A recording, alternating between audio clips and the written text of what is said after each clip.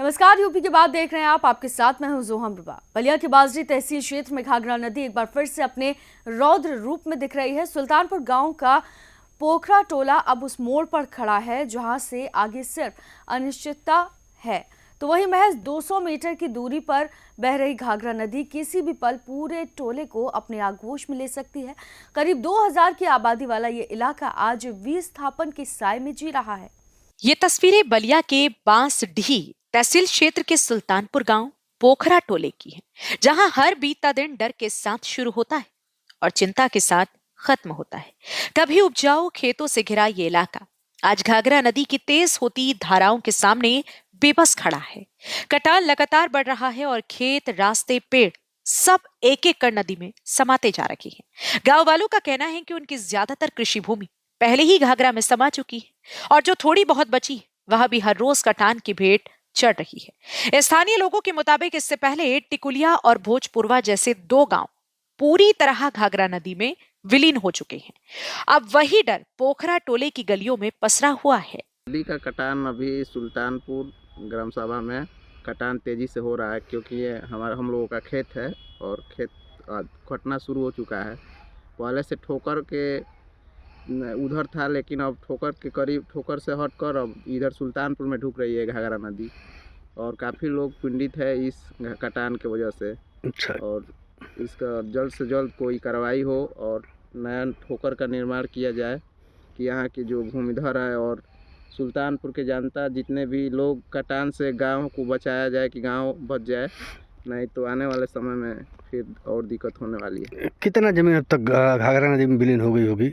अब तक तो फिलहाल में 200-300 बीघा से अधिक हो गया होगा घाघरा नदी में विलीन हो गया है अभी। लेकिन देखा जा रहा है कि अभी एक ठोकर भी बनाया गया है, तो क्या ठोकर का कोई प्रभाव नहीं दिख रहा नदी पे? ठोकर का प्रभाव अभी तक ठोकर के दायरे में ही खादीपुर ग्राम सभा दिख रहा है। उसके बाद सुल्तानपुर ग्राम सभा जो है उसका कोई प्रभाव नहीं दिख रहा है, क्योंकि ठोकर से इधर आकर और नदी काट रही है, सुल्तानपुर में अंदर की तरफ जा रहा है, तो इसलिए ठोकर का कोई अभी तक इसका सुल्तानपुर में प्रभाव नहीं है। तो क्या बाढ़ विभाग के द्वारा कोई बचाव कार्य इस तरह अधिकारीगण और माननीय विधायक जी द्वारा संदेश दिया जा रहा है कि बहुत जल्द से जल्द ठोकर का निर्माण कराया जाएगा।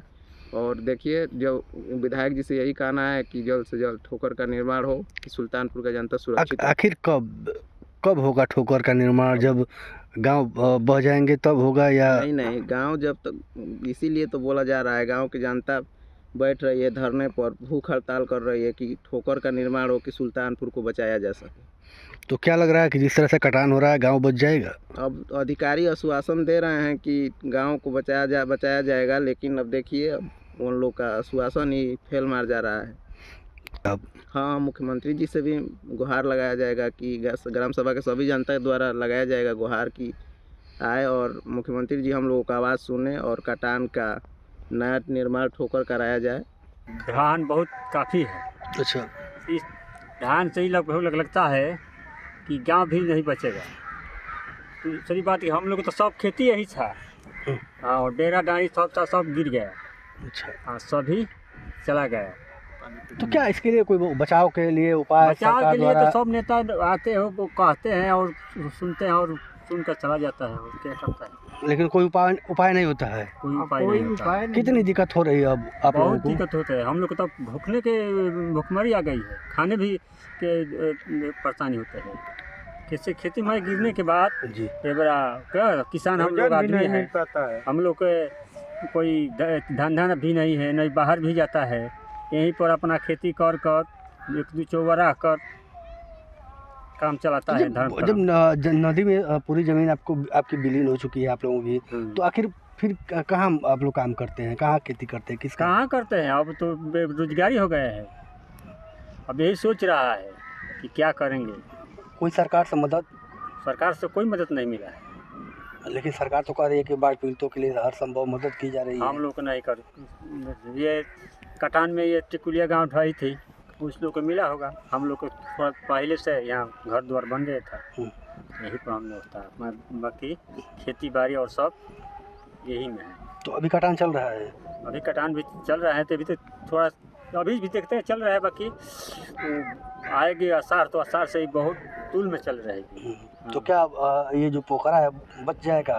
पोखरा तो बचने की कम संभावना है, बाकी अब ऊपर वाला की मर्जी। ग्रामीणों का आरोप है कि जनप्रतिनिधि और प्रशासन मौके पर पहुंचते जरूर है, लेकिन जमीनी स्तर पर अब तक कोई ठोस और स्थायी समाधान नहीं दिखा। लोगों का कहना है कि अगर समय रहते कटान रोकने के इंतजाम नहीं किए गए तो पोखरा टोला भी उन गांवों की सूची में शामिल हो जाएगा जो अब सिर्फ यादों में बचे हैं। जी, हम बात करते हैं बलिया के बांसडीह विधानसभा के सुल्तानपुर गांव की, जहां सुल्तानपुर गांव का एक पुरवा है पोखरा के नाम से है, जहां लगभग 2000 की आबादी है। वहां जो है स्थिति यह है कि घाघरा नदी का कटान अभी भी चल रहा है। आपको बता दें कि ये घाघरा नदी का कटान जिस तरह से चल रहा है उससे किसानों की जो उपजाऊ ज़मीन है लगभग सैकड़ों एकड़ जो ज़मीन है वह नदी में विलीन हो चुकी है और आए दिन जो है कटान चल रही है, जिससे ग्रामीणों ने आरोप लगाया कि यहाँ पे जो है अब तक जो कटान चल रही है यहाँ कोई अधिकारी से लेकर नेता तक नहीं आ रहे हैं देखने के लिए।